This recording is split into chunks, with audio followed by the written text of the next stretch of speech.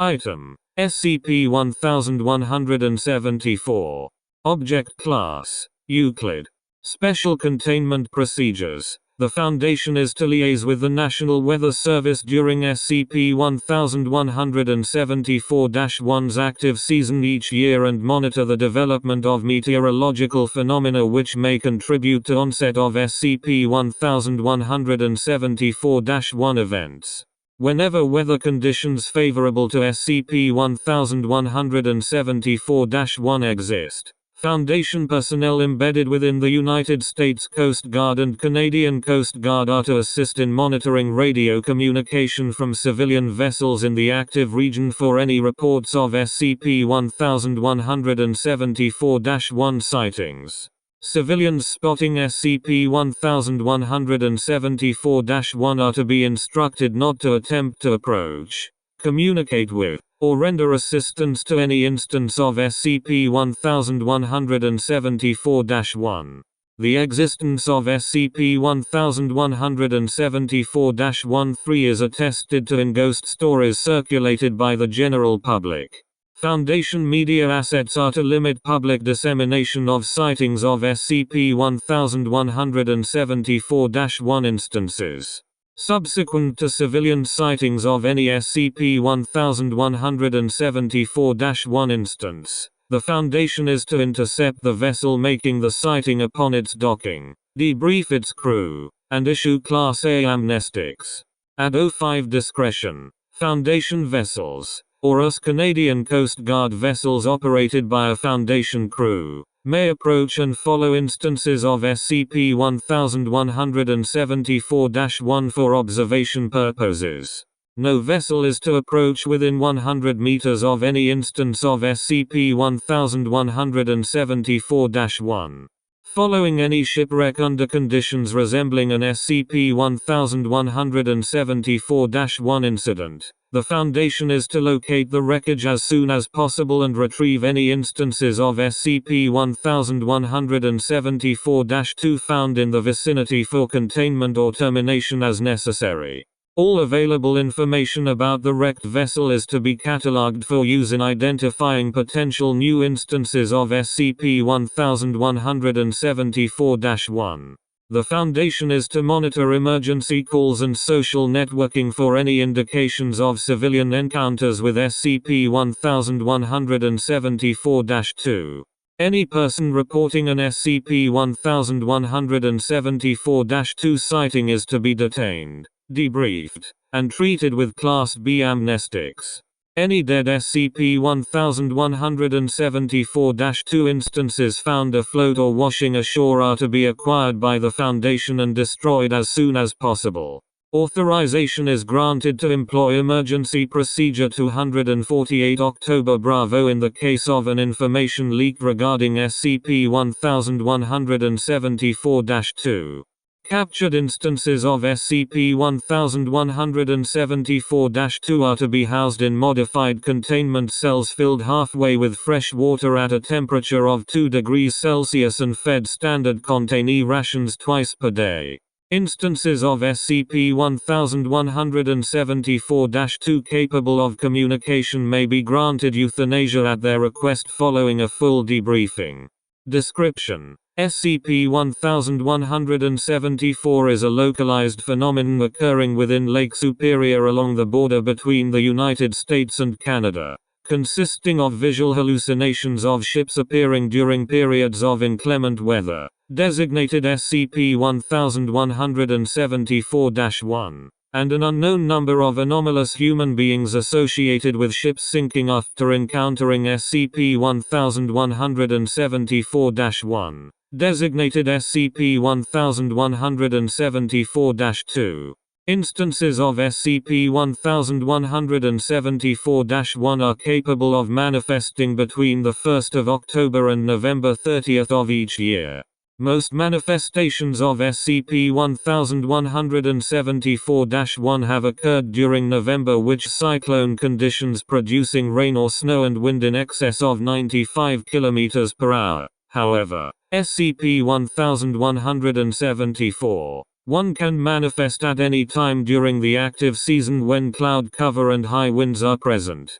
Instances of SCP-1174-1 are capable of movement at rates commensurate to that of the ship it resembles, and will appear and travel in no discernible heading along Lake Superior until such time as weather conditions improve, whereupon SCP-1174-1 will vanish. In no case has any instance of SCP-1174-1 appeared in, or traveled to, any area less than approximately 5 kilometers from the American or Canadian mainland. There are currently 7 known instances of SCP-1174-1. 5 of the 7 have been conclusively identified as resembling vessels known to have sunk in Lake Superior during SCP-1174-1's active season. SCP-1174-11, a fully rigged wooden warship of late 18th century construction, approximately 45 meters in length, flying the naval ensign of the United Kingdom. Identity unknown. SCP-1174-12, a wooden schooner of mid-19th century construction, approximately 60 meters in length. Identified as Lucerne, an ore carrier sunk in 1886. SCP-1174-13, a wooden steamship of late 19th century construction, approximately 75 meters in length.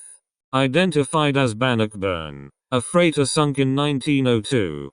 SCP-1174-14, a steel-hulled, steam-powered warship of early 20th century construction, approximately 40 meters in length. Identified as Cerisoles, a French Navy minesweeper lost under unknown circumstances in 1918. SCP-1174-15, a steel-hulled steamship of early 20th century construction, approximately 75 meters in length. Identity unknown. SCP-1174-16, a steel-hulled, oil-burning cargo ship of mid-20th century construction, approximately 220 meters in length. Identified as Edmund Fitzgerald, a freighter sunk in 1975. SCP-1174-17, a steel-hulled, diesel-engine patrol boat of early 21st century construction, approximately 27 meters in length. Identified as SCP-S Irvine, a Foundation vessel sunk while investigating SCP-1174-16 in 2007. Testing has indicated that all instances of SCP-1174-1 are visual hallucinations and do not exist as corporeal entities. SCP-1174-1 vessels do not appear on radar or infrared imaging, and attempts to fire upon them have resulted in armament passing through the vessel without causing damage.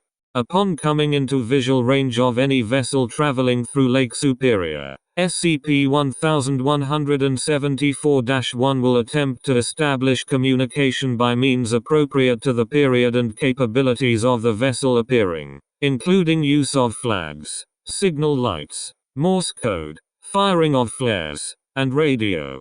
In all cases where contact is made, SCP-1174-1 will claim to be in immediate danger of sinking and will request that the vessel approach immediately to assist in evacuating its crew.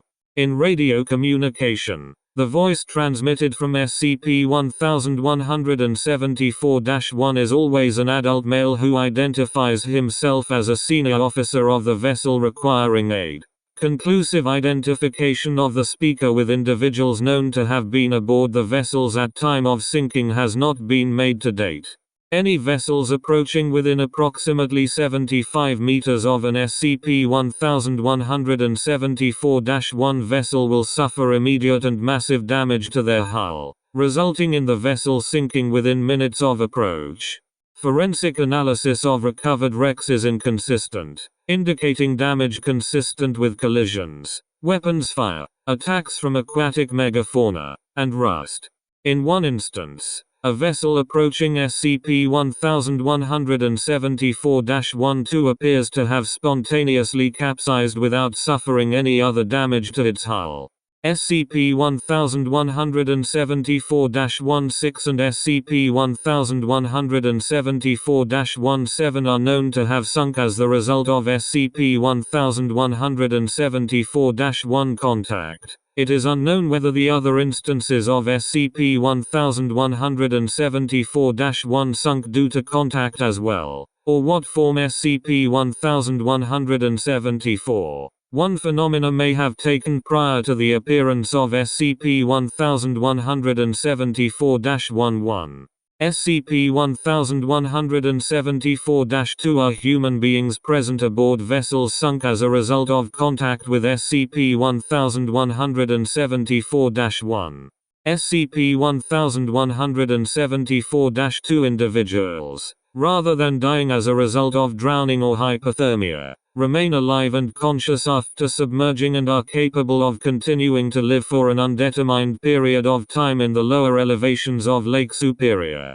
Aside from tissue necrosis as the result of long-term exposure to water, SCP-1174-2 specimens display no unusual health problems as long as they remain submerged at a temperature of 1°-5 degrees Celsius, and continue to show signs of age at a normal rate. SCP-1174-2 individuals removed from the water, or placed into a warmer environment, will display symptoms of shock and/or heat stroke and typically die within 1 hour if not returned to cold water. SCP-1174-2 individuals in the wild often subsist on fish and aquatic flora. While some have been noted to attack divers or each other, this behavior appears to be rare and discouraged by the community.